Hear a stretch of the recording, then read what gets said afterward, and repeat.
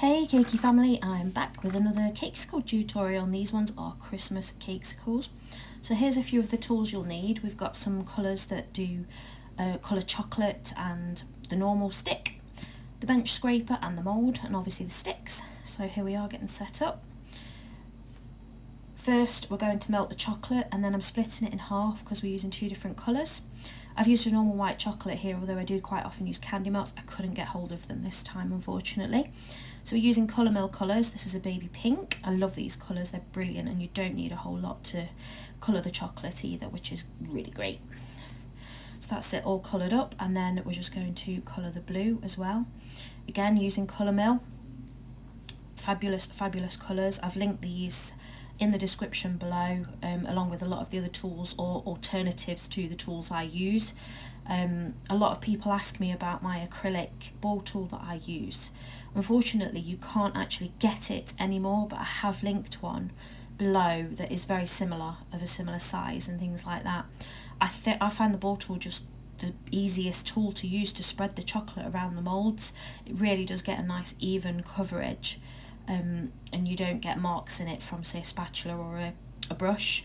Then we're just using a bench scraper to neaten up around the edge and pop in those sticks in the bottom, as always. And then we're going to use a little bit more chocolate just over the tops of the sticks to seal them in. That's a personal preference. I like to do that, some people don't. Then we put these in the freezer for 10 minutes just to set those shells up. And then we're moving on to the blue ones. A different background for this one, sorry about that. And yeah, same process again, popping them in the moulds, whizzing them round with the stick. I've got bubbles on my hand, don't ask.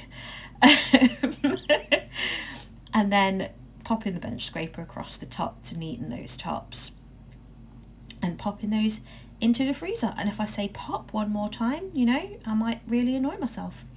So putting those sticks in the bottom there, and then we're going to seal those in. Again, with the chocolate just over the top, just to make sure those sticks are really nicely wedged in there, and that when we push our cake in later, that they don't pop and move and crack the chocolate, because then your Cakesicle's ruined, and you don't want that. These are fiddly enough to make as it is. So these are all nicely set now, so we're putting the cake inside. The cake looks a little bit pinkish because I used pink frosting.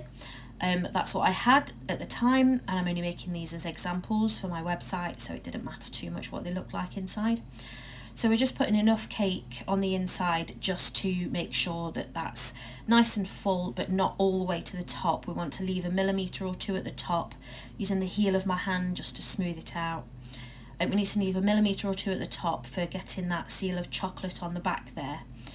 Getting them all nice and even and flat, and filling them all up nicely. And then we're going to put some chocolate over the top, just like we normally do. If you've seen any of my videos before, you'll know it's always a similar process. The only difference really is when we come to decorate. So we're just sealing those in there with that bit of chocolate on the back.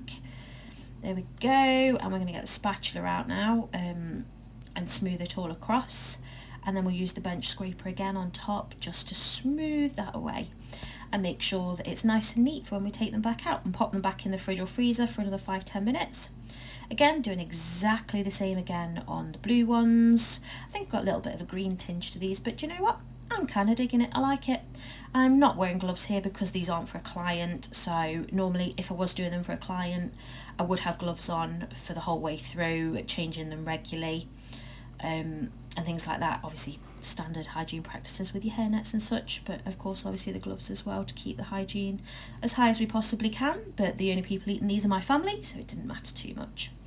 Again, popping the chocolate over the top and smoothing it all out with the spatula, spreading it evenly, and then grabbing the bench scraper just to neaten it all up again.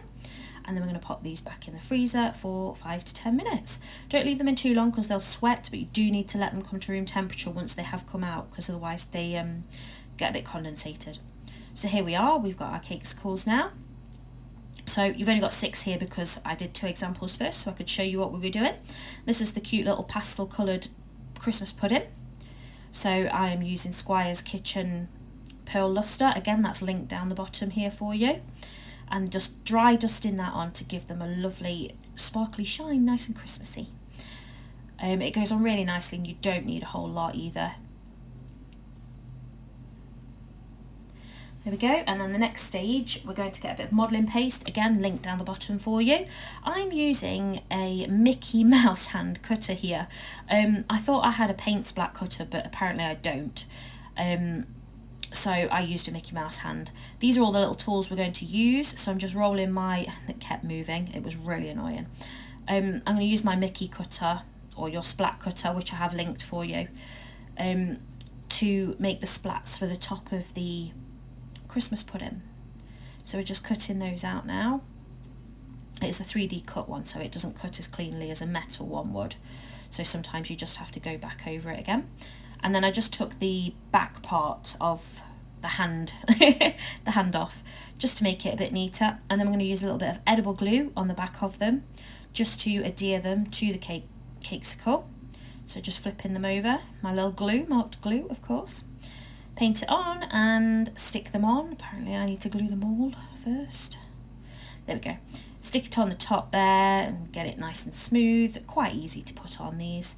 And then the next stage, when we get to it in a second, we're going to paint the faces on. Now I used a bit of black food colouring and some Rejuvenator Spirit just to make up a paint, and a really fine 0 brush.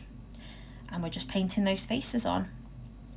Really nice and simple. Put some little lashes on there, because why not? Make them even cuter.